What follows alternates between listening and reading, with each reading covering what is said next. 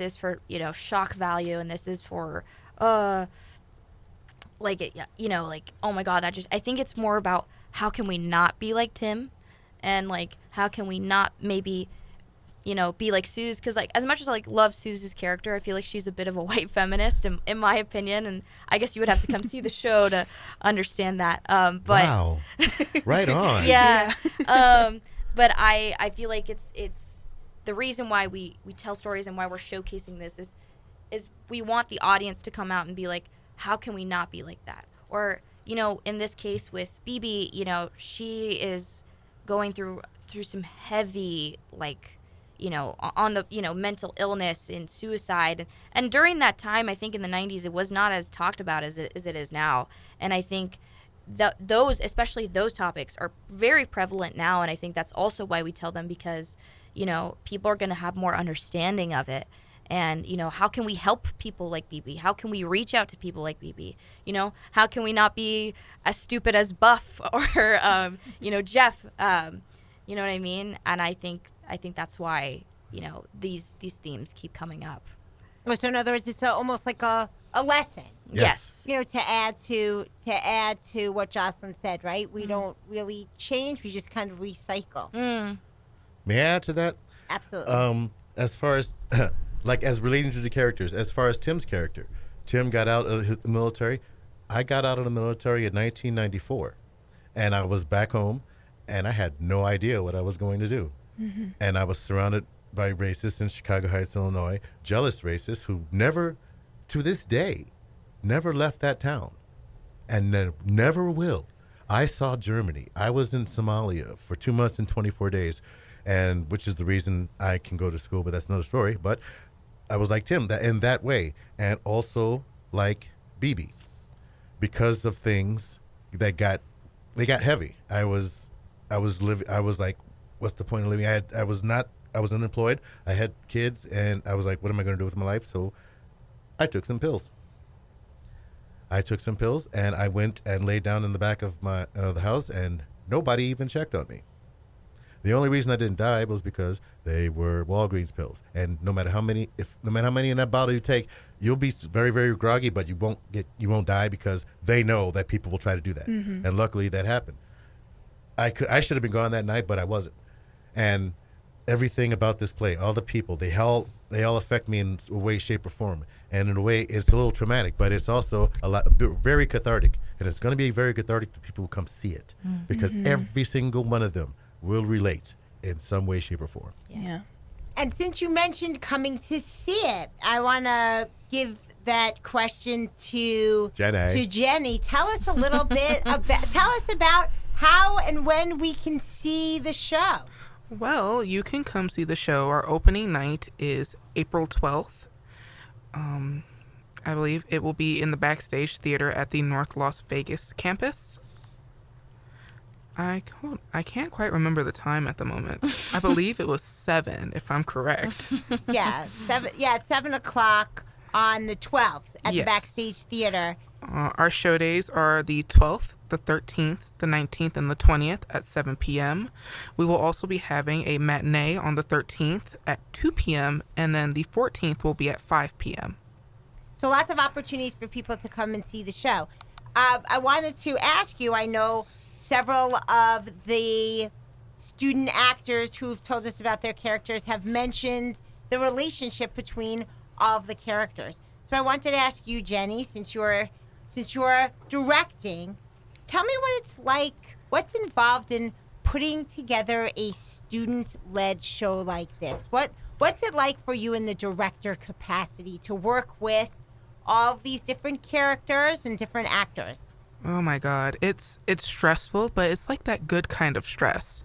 I love working with all of them because they're so unique in their own way, and I relate to them so well as a director.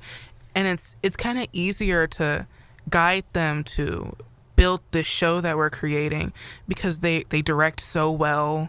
They listen, they're very communicative, and I kind of enjoy when they give feedback about their own characters because it feels more connected in a way. Tell me about, since you mentioned feedback, tell me about some feedback that you've gotten as a director that's been especially helpful for you. Hold on, rephrase the question real quick. So you say you were mentioning that you get feedback from them.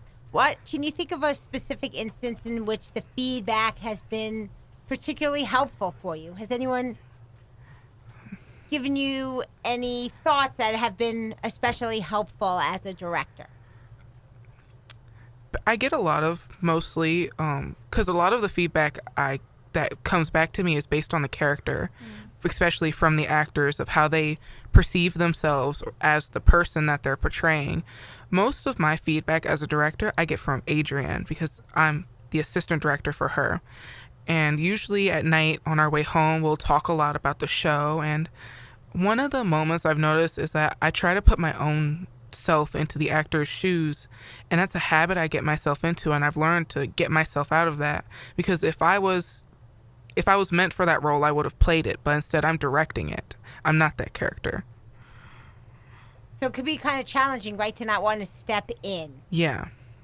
Now, Lizzy mentioned that something that's really been helpful for her has been when she's been asked questions by the directors, by yourself, by Adrienne, that helps her kind of formulate who she wants her character to be. Yeah. Tell us, are there any other things that you like to do as an assistant director to kind of help your actors?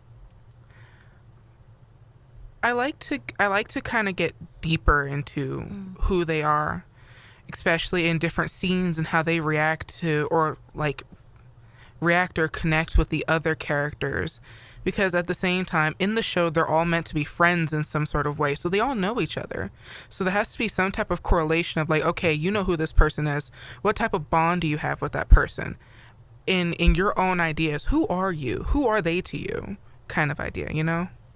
So really getting them to kind of question who they are, how they relate, the relationships that are there. Right. For those of you who may be just joining us, you're listening to Coyote Billboard. I'm Melissa Weinstein, and I'm joined by members of the cast of Suburbia, and that is a fine arts production that will be premiering on April 12th on the North Las Vegas campus. I have Lizzy Morse, Kelly Williams, Jocelyn Mariana, and the assistant director, Jenny Walton. Now, we know that the show is going to be premiering at the Backstage Theater starting on the 12th with performances the 13th, 14th, 19th, and the 20th, and some matinee performances. I understand there's also going to be interpreting services as well. Can you tell us a little bit about that, Jenny? Our lovely ASL interpreters have decided to kind of join in with us. On the 13th, we will be having basically a sign language performance at 2. So it'll be our first show of the day. And it'll be, in other words, it's a collaboration with students who are studying in that area, correct? Yes. We've talked a lot about the show and about some of the themes and some of the challenges, and we've learned a little bit about the characters. So I wanted to take some time to learn a little bit about the people behind the characters themselves. So, Lizzy, we could start with you. Now, you play BB, and you were talking a lot about the similarities, how you've drawn on your own experiences to try to create her. Now, tell us a little bit about your theater experience at CSN and outside of school as well. Well, so last year I was a stagehand a bit for last year's musical production of Peter and the Starcatcher in November. I have been going to CSN for about 3 years, and I wasn't in a whole lot of production